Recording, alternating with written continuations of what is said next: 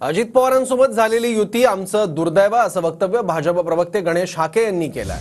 अजितदारांसोबतची युती त्यांनाही आणि आम्हालाही पटली नाही असं गणेश हाके यांचं वक्तव्य आहे। दरम्यान माझेही खालचे कार्यकर्ते वेगवेगळं बोलू शकतात अशी सावध प्रतिक्रिया अजितदारांनी यावर बोलताना दिली आहे। भविष्य विधानसभेच्या निवडणुकीमध्ये दुर्दैवाने आमच्या बरोबर हे अजित दादा गटाच्या राष्ट्रवादीची युती आहे। खरं म्हणजे त्यांची युती ना त्यांना पटली ना आम्हाला पटली, पण हे अशा पद्धतीची संघाशी संघ म्हणतात तसा आता आमचा संघ घडवला। कारण भारतीय जनता पार्टीचा कार्यकर्ता हा स्वाभिमानी कार्यकर्ता आहे। हे असंच जर चालू राहिलं तर आमच्या भारतीय जनता पार्टीच्या कार्यकर्त्यावरती आमच्या गावाच्या वरती अन्याय।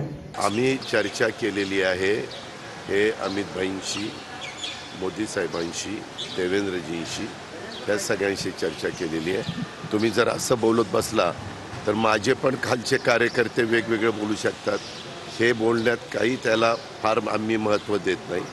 माझं काम चालू आहे। मला असं वाटतं की याचं का चाललेलं आहे याचा विचार जो आहे हे ज्येष्ठ मंडळीचे म्हणजे कारभारी जे आहेत आमच्या पक्षाचे, BJPच्या पक्षाचे आणि शिवसेना शिंदे गटांचे, यांनी याचा विचार करायला पाहिजे ना। आपापल्या लोकांना हे अशा काही कमेंट्स करण्यापासून थांबवलं पाहिजे।